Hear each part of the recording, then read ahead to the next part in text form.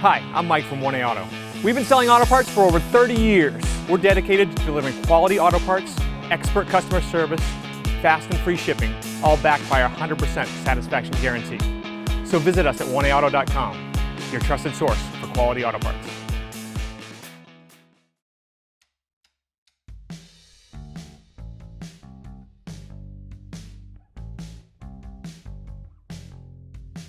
Well, you can replace the idler arm bracket by itself.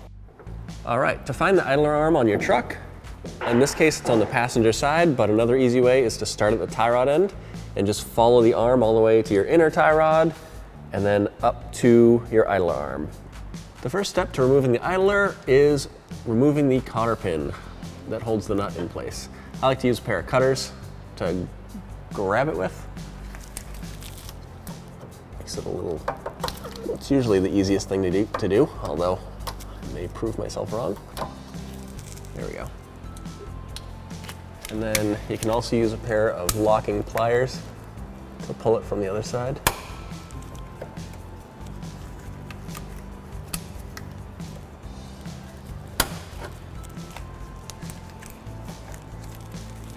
Then you'll take your 21mm socket with an extension, and I'm using a half inch ratchet because it's going to be pretty tight, and we'll crack it loose. Luckily it's greasy, so once you crack it loose, it usually spins right off.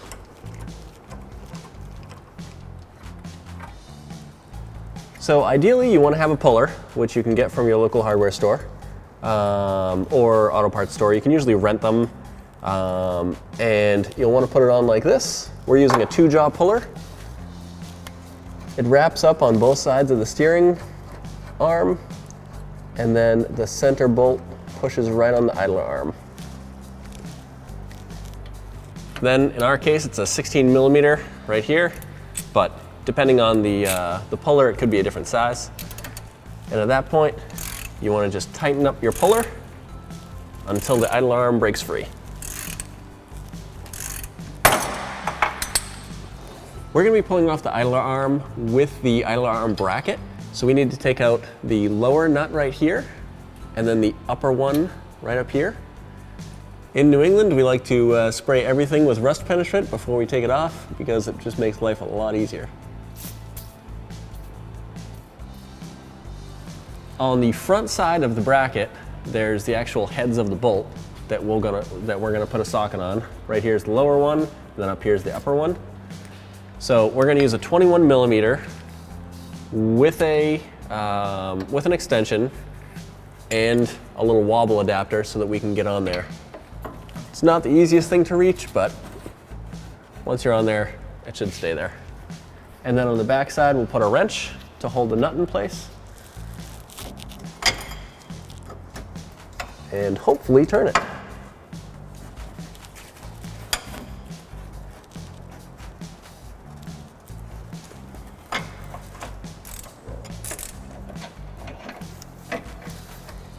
Now we're heading for the top bolt on the idler arm bracket.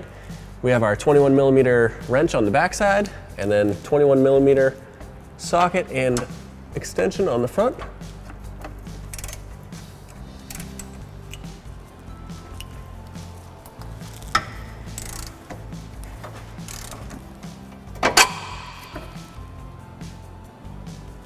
At this point, we'll be able to just pull the whole idler arm and its bracket right out of the truck.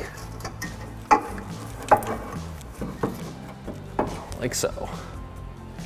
All right, we've cleaned up our idler arm and idler arm bracket. Both are well used, but we're gonna show you how to separate the idler arm from the bracket itself. In our case, there's a 24mm nut on here. That may differ depending on if your car has a original OEM part or if it's been replaced before. In our case, it's 24mm. So we're gonna throw it in the vise and put our 24mm socket on with a 1/2 inch ratchet because you want plenty of torque. And hopefully we can crack this loose.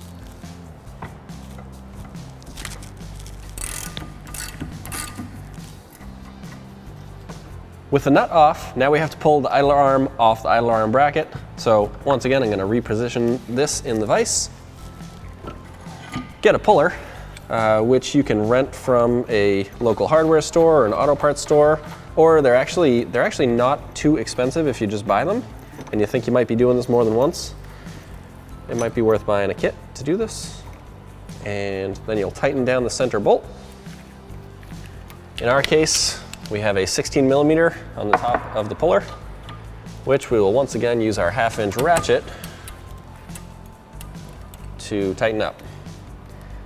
So you always want to wear your safety glasses when you're doing these things, safety gloves, because things tend to spring off when you're least expecting it.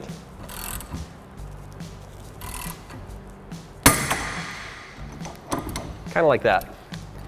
So now that it's broken loose, you can pull it right off. Here you can see the old idler arm bracket and the new idler arm bracket. You can see the old one is like really easy to turn. That's how you know it's worn out, because the insides of it are actually worn out. My guess is that somebody didn't grease this appropriately on a regular basis, and that's something that you need to do if you want to keep these things to lasting a long time. The new one is nice and tight like it should be, and we'll obviously grease this when we install it in the car and then keep up with the greasing, you know, probably every oil change. We'll put some grease in this and make sure it stays in good shape for a long time. You can see that the mounting brackets are exactly the same. You can line them up, they fit the same.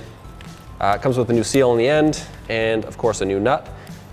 In our case, we're going to be replacing the idler arm bracket and the idler arm, and this is the same process whether you're replacing one or the other, but we always recommend doing them both at the same time since you have them both out of the vehicle. It's just a really easy thing and it doesn't cost a whole lot more money to swap them both at the same time. So to do this, we'll put the idler arm bracket into the vise and we'll slide the idler arm right onto the bracket. Put the nut on there. This happens to be a 24 millimeter. Depending on what kind of part you have in your car, it may vary, the size may vary a little bit. And at this point we can tighten this up. So we started tightening the nut and we found that the whole thing was spinning, like you can see here. So that's why they put a hex on the top of this, so that you can put a wrench here and a wrench on the bottom, and then you can tighten down the nut much easier.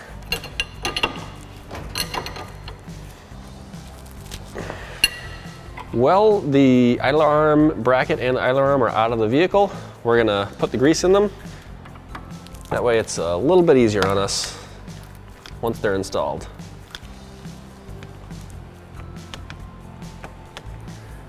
Now we can slide the whole assembly right back in.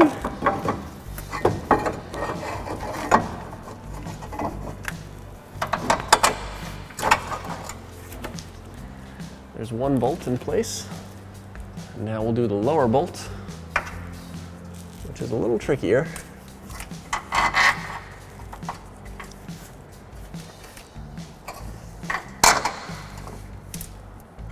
All right, with the top, or with the idler arm bracket bolts in place, then you can push the idler arm into the steering and tighten up the castle nut, or hand tighten the castle nut. So now we're going to take our 21 millimeter socket and extension and place it on the upper bolt and put a wrench on the back side. Of course, we want to turn the ratchet in the proper direction, and we'll start tightening up that bolt.